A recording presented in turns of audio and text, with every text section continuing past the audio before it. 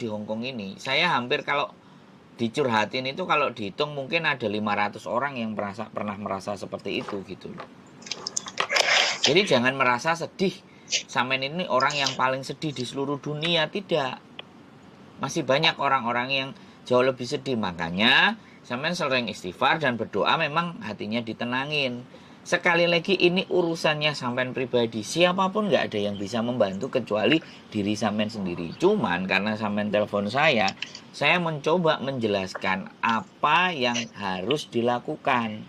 Karena biasanya orang yang sedih, orang yang panik, orang yang galau itu tidak bisa berpikir dengan jernih. Bisa dipahami nggak?